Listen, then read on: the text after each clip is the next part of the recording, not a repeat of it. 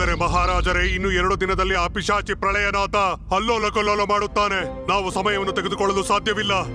ಮಹಾಶಯರೇ, ನಿಮ್ಮ ಮಾತೇನೋ ನಿಜ.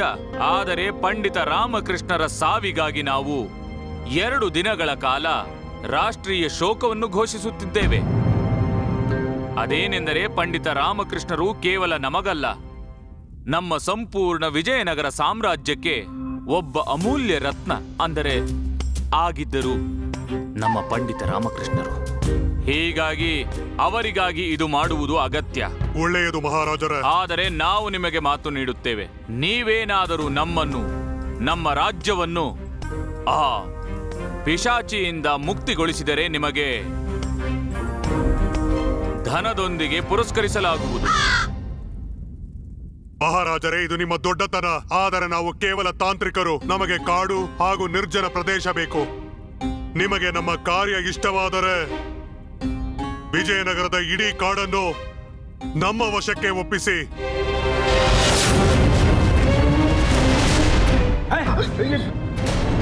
ಮಹಾರಾಜರೇ, ಒಂದು ವೇಳೆ ನಾವು ನಮ್ಮ ಕಾಡನ್ನು ಇವರಿಗೆ ಕೊಟ್ಟರೆ ಅಲ್ಲಿರುವ ಪುಟ್ಟ ಹಳ್ಳಿಗಳು ಮತ್ತು ಕಾಡಿನ ಜನರು ಇವರ ಅಧೀನರಾಗುತ್ತಾರೆ. ಮತ್ತೆ ಇಡೀ ಕಾಡಿನ ಹಣ್ಣು, ಹೂವ, ಮರ ಹಾಗೂ ಅಲ್ಲಿರುವ ಎಲ್ಲಾ ಸಾಮಗ್ರಿಗಳು ಮತ್ತೆ ವಿಶೇಷ ಔಷಧಿಯ ಗಿಡಗಳು ಇವರ ವಶವಾಗುತ್ತದೆ. ಇದೇ ಕಾರಣದಿಂದಾಗಿಯೇ ಪಿಶಾಚಿ ನಿವಾರಣಾ ಮಹಾಯಜ್ಞ ಬಹಳ ಉಪಯುಕ್ತ. ಅದಕ್ಕಾಗಿ ತಾವು ಶ್ರೀಯುತ ಕಾಲಭೈರವರೇ, ನೀವು ಬಯಸಿದ್ದು ನಿಮಗೆ ಸಿಗುವುದು. ಮಹಾರಾಜರೇ, ನೀವು ಅತ್ಯಂತ ದಯಾಳು. ಆದರೆ ಮಹಾರಾಜರೇ, ಈ ಬಾರಿ ಅನುಷ್ಠಾನದಲ್ಲಿ ನಮ್ಮ ಜೊತೆ ಯಾರಿರುತ್ತಾರೆ? ನಾವಿರುವೆವು.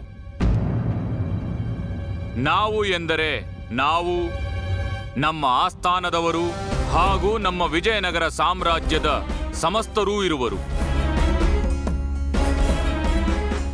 ಏನು, ಏನಾದರೂ ಸಮಸ್ಯೆಯೇ? ಇಲ್ಲ ಮಹಾರಾಜರೇ. ಆದರೆ ಮಹಾರಾಜರೇ, ನಿಮ್ಮೆಲ್ಲರ ಸುರಕ್ಷತೆಯನ್ನು ನಾನೊಬ್ಬನೇ ಮಾಡಲಾಗುವುದಿಲ್ಲ. ನೀವು ಸುರಕ್ಷತೆ ಕೊಡುವ ಅಗತ್ಯವೇನಿದೆ? ನೀವಂತೂ ಆ ಸುರಕ್ಷೆಯ ಗಡಿ ಮಾಡುವಿರಲ್ಲವೇ? ಕೇವಲ ನಾವು ಅದರಲ್ಲಿರಬೇಕಲ್ಲವೇ? ಹೌದು ಹೌದು ಮಹಾರಾಜರೇ. ಅದ್ಭುತ. ನೀವೀಗ ಮೊದಲು ನಮ್ಮೆಲ್ಲರಿಗೂ ಸುರಕ್ಷತೆಯ ಗಡಿಯನ್ನು ಮಾಡಿರಿ. ನಂತರ ನಿಶ್ಚಿಂತರಾಗಿ ನಿಮ್ಮ ಅನುಷ್ಠಾನ ಮಾಡಿ. ನಿಮ್ಮ ಇಚ್ಛೆಯಂತೆಯೇ ಆಗಲಿ. ನೀವೆಲ್ಲರೂ ಅನುಷ್ಠಾನಕ್ಕೋಸ್ಕರ ನಮ್ಮೊಟ್ಟಿಗೆ ಗುಹೆಗೆ ಬರಬೇಕು. ಗುಹೆಯಲ್ಲ, ಅನುಷ್ಠಾನ ಇಲ್ಲಿ ರಾಜಸಭೆಯಲ್ಲಾಗುವುದು. ಆಸ್ಥಾನದಲ್ಲಿ? ಏಕೆ? ಏನಾದರೂ ಸಮಸ್ಯೆಯೇ ಕಾಲಭೈರವರೇ? ಏಕೆ ಆ ಪಿಶಾಚಿಗೆ ಈ ರಾಜಸಭೆಯಲ್ಲಿ ಪ್ರಕಟವಾಗುವುದು ಕಷ್ಟವೇ? ಏನು ಮಾತನಾಡುತ್ತಿರುವಿರಿ ಮಹಾರಾಜರೇ? ಪಿಶಾಚಿ ಪ್ರಳಯನಾಥನಿಗೆ ಎಂತಹ ಭಯ! ಅವನು ನಿಮ್ಮ ಮಲಗುವ ಕೋಣೆಯವರೆಗೂ ಬಂದಿದ್ದ. ಮತ್ತೆ ಆಸ್ಥಾನವೇನು?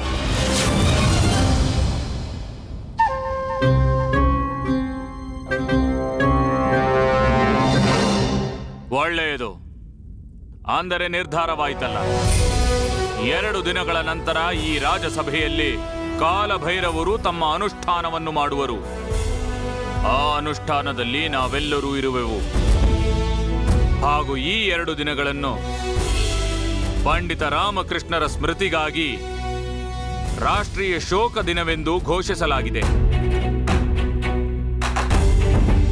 ಪ್ರಣಾಮಗಳು ಮಹಾರಾಜರೇ.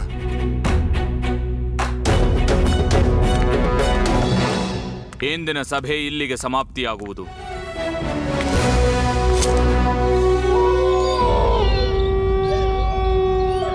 ಇದೇನಿದು?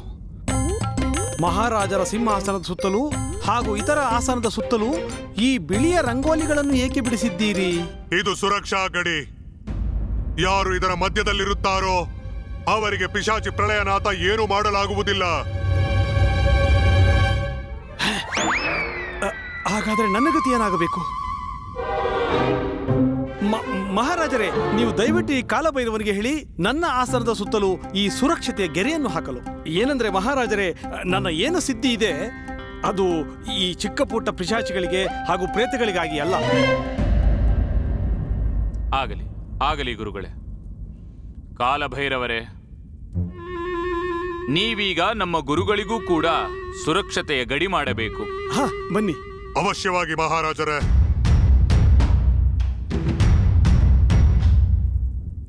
ಸರಿಯಾಗಿ ಸರಿಯಾಗಿ ಸರಿಯಾಗಿ ಹಾಕಿ. ಸರಿಯಾಗಿದೆ. ಮುಗಿಯುತ್ತೆ.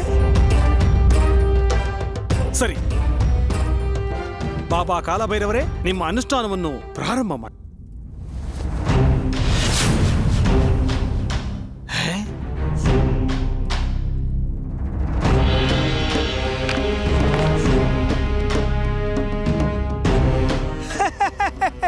ಬಾಬಾ ಕಾಲಭೈರವರೇ, ನೀವು ಅನುಷ್ಠಾನ ಮಾಡುವಿರೋ ಅಥವಾ ಬೊಂಬೆಗಳ ಜೊತೆ ಆಟವಾಡುವಿರೋ?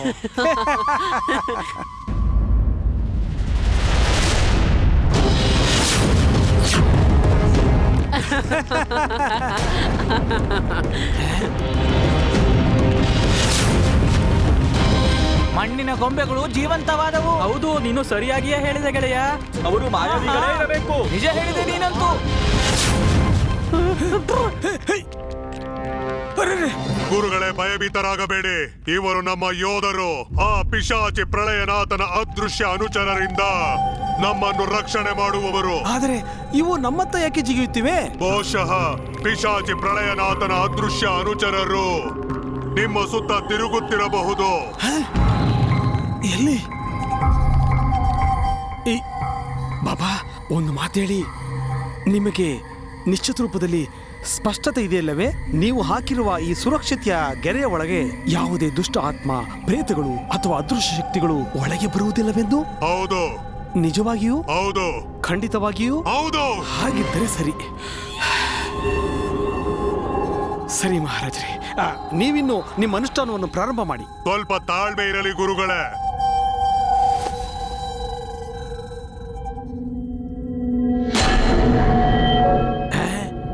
ತೆಗೆದುಕೊಳ್ಳಿ.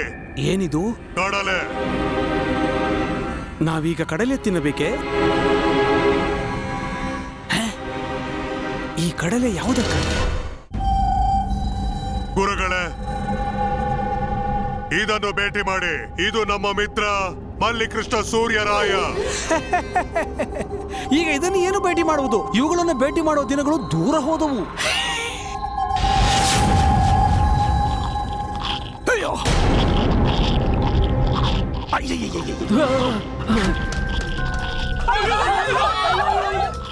ಇದೇನು ಮಾಡುತ್ತಿದೆ? ಅಯ್ಯಯ್ಯ ಅಯ್ಯಯ್ಯ. ಭಯಭೀತರಾಗಬೇಡಿ ಗುರುಗಳೇ, ಇದು ನಮ್ಮ ಸಹಾಯಕ ಮಲ್ಲಿಕೃಷ್ಣ ಸೂರ್ಯರಾಯ. ಇದರ ಅಣ್ಣ ವೆಂಕಟಪತಿ ಸೂರ್ಯರಾಯರನ್ನು ಪಂಡಿತ ರಾಮಕೃಷ್ಣರು ಭೇಟಿ ಮಾಡಿದ್ದರು. ಮುಂಚಿನ ಅನುಷ್ಠಾನದಲ್ಲಿ ಪಿಶಾಚಿ ಪ್ರಳಯನಾಥ ಅದನ್ನು ಛಿದ್ರ ಮಾಡಿತ್ತು. ಆಗಿನಿಂದಲೂ ಇದು ತನ್ನ ಅಣ್ಣನ ಪ್ರತೀಕಾರಕ್ಕಾಗಿ ಇದು ಕಾಯುತ್ತಿದೆ. ಹಾಗಾಗಿ ಇದು ನಮಗೆ ಅನುಷ್ಠಾನಕ್ಕೆ ಸಹಾಯ ಮಾಡುತ್ತಿದೆ. ಗುರುಗಳೇ, ಇವರಿಬ್ಬರು ಜೀವಂತವಾಗಿದ್ದಾಗ ಕಡಲೆ ಇವರಿಗೆ ಇಷ್ಟವಿತ್ತು. ಹಾಗಾಗಿ ಮೃತ್ಯುವಿನ ನಂತರವೂ ಕಡಲೆಯನ್ನು ತಿನ್ನುತ್ತಾರೆ. ದನಿಮನೆ ಹೇಳಿ ಗುರುಗಳೇ, ಈ ಕಡಲೆ ನಾ ಇಟ್ಕೊಂಡಿರಿ. ಮತ್ತೆ ಯಾವಾಗ ಈ ಮಹಾನ್ ಭಾವ ತಿನ್ನಲು ಕೇಳುತ್ತಾನೆ ಅವಾಗ ಒಂದು ಬಾಯಿಗೆ. ಸರಿ ಗುರುಗಳೇ. ಮಹಾರಾಜರೇ, ನಾವು ಅನುಷ್ಠಾನವನ್ನು ಪ್ರಾರಂಭಿಸಲು ಅಪ್ಪಣೆ ನೀಡಿ. ಒಂದು ಕ್ಷಣ ಕಾಲಭೈರವರೇ. ಮಹಾಮಂತ್ರಿಗಳೇ. ಮಹಾರಾಜರೇ, ನಿಮ್ಮ ಅಪ್ಪಣೆ ಅಂತಾಗಲಿ. ಈ ಮಹಾಮಂತ್ರಿಗಳು ಚಪ್ಪಾಳೆಯನ್ನು ಏಕೆ ಹೊಡೆದರು? ಏನಾಗಲಿದೆ?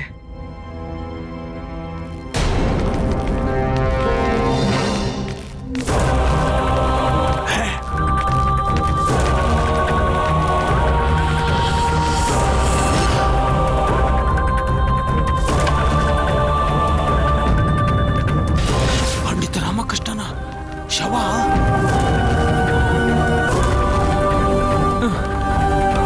ಗುರುಗಳೇ, ನಾವಿಲ್ಲಿಂದ ಹೊರಡೋದೆ ಬಹಳ ಉತ್ತಮ ಅನ್ಸುತ್ತೆ. ಯಾಕೆ? ಯಾರಿಗೊತ್ತು, ಪಂಡಿತ ರಾಮಕೃಷ್ಣನ ಶವ ಎದ್ದು ನಿಂತು ಅಪ್ಪಿ ತಪ್ಪಿ ನಿಮ್ ಕುತ್ತಿಗೆ ಹಿಡ್ಕೊಂಡು ಹಿಸುಕ್ ಬಿಟ್ರೆ?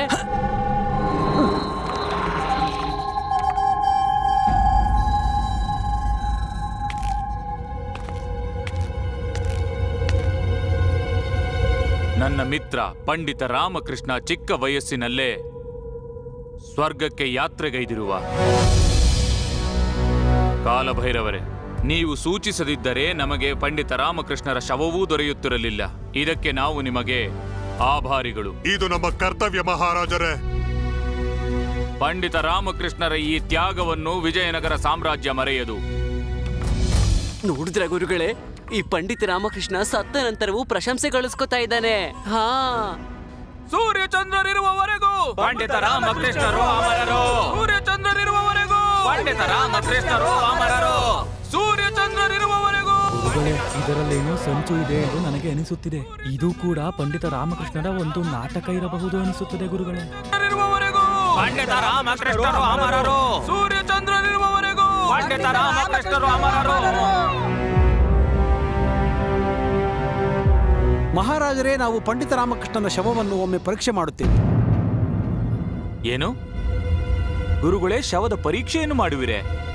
ನಮ್ಮ ಮಾತಿನ ಅರ್ಥವೇನೆಂದರೆ, ದರ್ಶನ ಮಹಾರಾಜರೇ, ಪಂಡಿತ ರಾಮಕೃಷ್ಣನು ಕೇವಲ ನಿಮಗಷ್ಟೇ ಅಲ್ಲ, ಇಡೀ ವಿಜಯನಗರಕ್ಕೆ ಪ್ರಿಯನಾಗಿದ್ದನು. ನಮಗೂ ಇವರ ಅಂತಿಮ ದರ್ಶನದ ಸೌಭಾಗ್ಯ ದೊರೆತರೆ ನಾವು ಕೃತಾರ್ಥರಾಗುತ್ತೇವೆ ಮಹಾರಾಜರೇ. ಅವಶ್ಯವಾಗಿ. ಧನ್ಯವಾದಗಳು.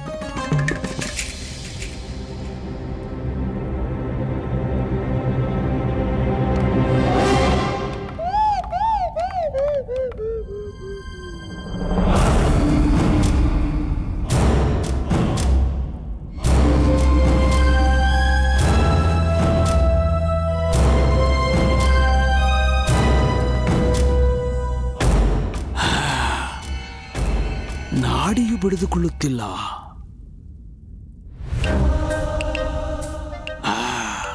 ಉಸಿರಾಟವೂ ಇಲ್ಲ.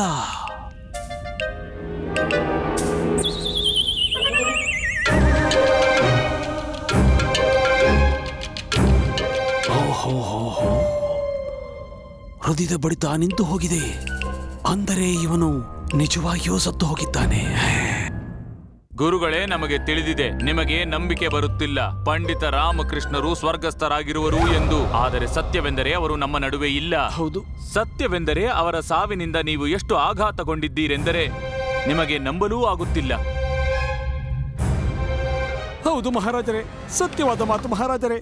ಪಂಡಿತ ರಾಮಕೃಷ್ಣರು ನಮ್ಮನ್ನು ಬಿಟ್ಟು ಹೋಗಿದ್ದಾರೆಂದು ನಿಜವಾಗಿಯೂ ನಮಗೆ ವಿಶ್ವಾಸವಿಲ್ಲ. ಆಗಲಿ. ಅಯ್ಯೋ ಪಂಡಿತ, ನನ್ನ ಪ್ರಿಯ ಪಿತ್ರ ರಾಮಕೃಷ್ಣ, ನನ್ನನ್ನು ಬಿಟ್ಟು ಹೋದೆಯೋ. ನಾವು ನಿಮಗೆ ಅಂತಿಮ ನಮನವನ್ನು ಸಲ್ಲಿಸಲು ಅವಕಾಶವನ್ನೂ ನೀಡದಷ್ಟು ನಮ್ಮ ಮೇಲೆ ಕುಪಿತಗೊಂಡಿದ್ದೆಯಾ?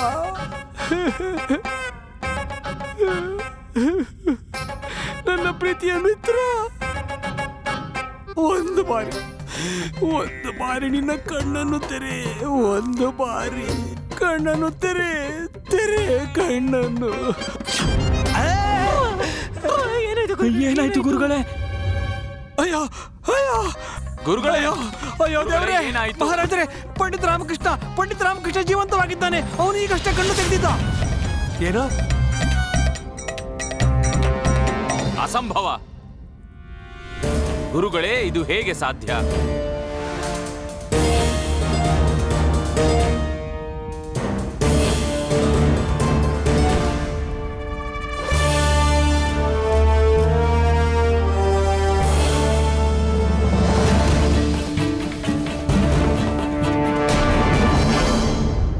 ಗುರುಗಳೇ, ನಿಮಗೆ ಖಂಡಿತವಾಗಿಯೂ ಭ್ರಮೆಯಾಗಿರಬೇಕು.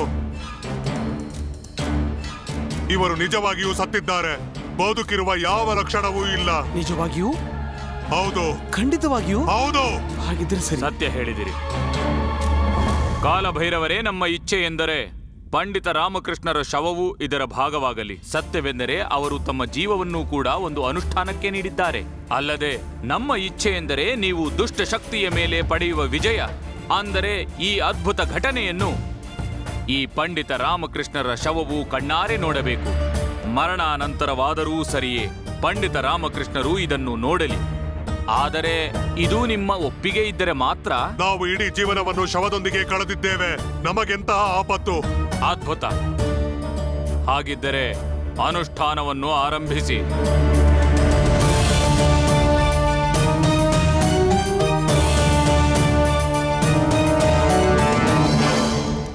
ಮೃತ್ಯುವೇ ಸತ್ಯ, ಉಳಿದದ್ದೆಲ್ಲ ವ್ಯರ್ಥ. ಶೋಂ ಶೋಂ ಚಾಮುಂಡಾಯ ವಿಜಯ್. ಶೋಂ ಶೋಂ ಚಾಮುಂಡಾಯ ವಿಜಯ್.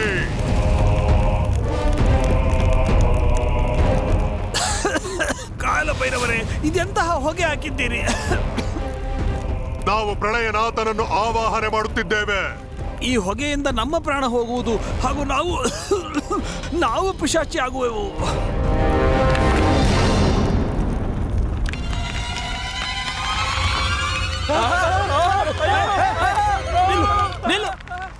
ಗುರುಗಳೇ, ನಾವು ನಿಮಗೆ ಕೊಟ್ಟ ಕೆಲಸವನ್ನು ಸರಿಯಾಗಿ ನಿರ್ವಹಿಸಿ ಇದಕ್ಕೆ ಕಡಲೆಯನ್ನು ತಿನ್ನಿಸಿ, ಮತ್ತೆ ಪದೇ ಪದೇ ಕಿರಿಚಿ ನಮಗೆ ತೊಂದರೆಯನ್ನು ಕೊಡಬೇಡಿ. ದನಿಮನಿ ಹೇಳಿ ಗುರುಗಳೇ. ಕಡಲೆ ತಿನ್ನಿಸಿ.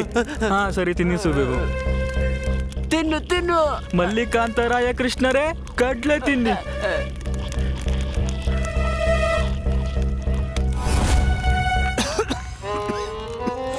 ಅಯ್ಯೋ ಬಾಬಾ, ಕಾಲಭೈರವ, ಪ್ರಳಯನಾಥ ಪಿಶಾಚಿ ಇನ್ನು ಏಕೆ ಬಂದಿಲ್ಲ?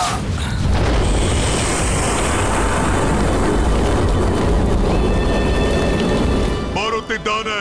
ಅಯ್ಯೋ, ಎಲ್ಲಿ ಬರುತ್ತಿದ್ದಾನೆ?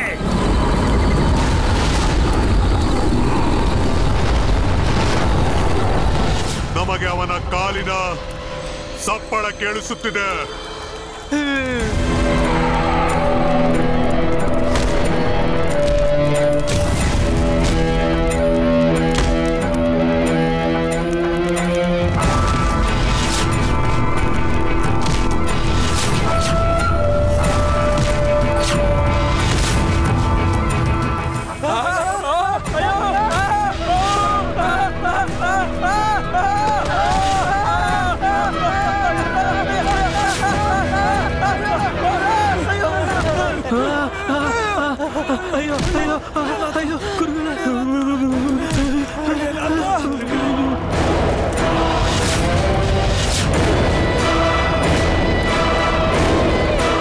ಎಚ್ಚರದಿಂದಿರಿ, ಯಾರು ಸುರಕ್ಷಿತ ಕೆರೆಯಿಂದ ಆಚೆ ಬರಬೇಡಿ. ಡೋಂ ಚೋಂ ಚಾಮುಂಡಾಯ ವಿಚ್ಚೆ, ಡೋಂ ಚೋಂ ಚಾಮುಂಡಾಯ ವಿಚ್ಚೆ.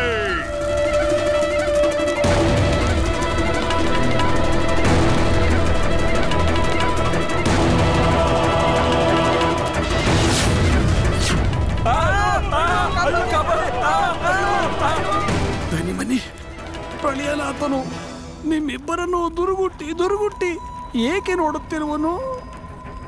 ಗುರುಗಳೇ, ನಮ್ಮನ್ನೆಲ್ಲ ನಿಮ್ಮನ್ನು ನೋಡುತ್ತಿರುವನು ಗುರುಗಳೇ. ಅಯ್ಯೋ, ಏನಾದರೂ ಮಾಡಿ ಕಾಲ ಭೈರವರೇ, ನೀವು ಬಹುದೊಡ್ಡ ಪಿಶಾಚಿಯ ಪರಿಣಿತರೆಂದು ಹೇಳುತ್ತಿದ್ದೀರಿ, ಈಗೇಕೆ ಸುಮ್ಮನಿರುವಿರಿ? ಪಿಶಾಚಿ ಪ್ರಳಯನಾಥನ ಶಕ್ತಿ ಇನ್ನೂ ಹೆಚ್ಚಾಗಿದೆ. ಅವನ ಶಕ್ತಿಯನ್ನು ಕಡಿಮೆ ಮಾಡಲು ನಾವು ಇನ್ನೂ ಹೆಚ್ಚಿನ ಮಂತ್ರದ ಶಕ್ತಿಯನ್ನು ಉಪಯೋಗಿಸಬೇಕಾಗಿದೆ. ಮಾಡಿ ಮಾಡಿ.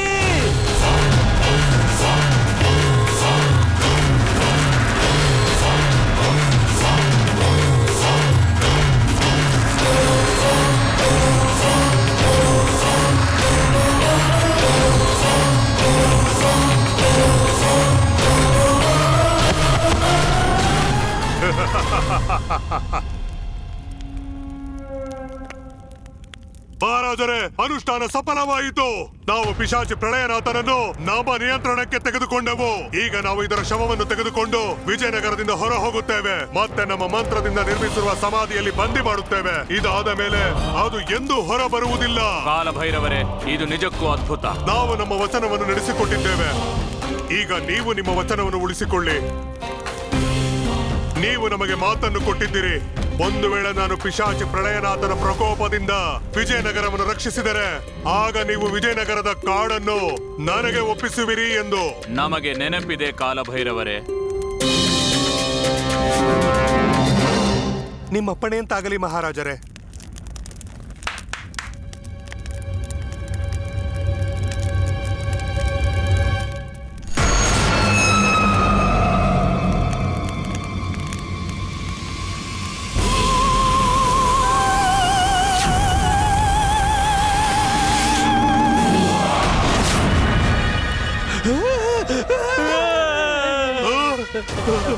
ಇದೇನಿದು?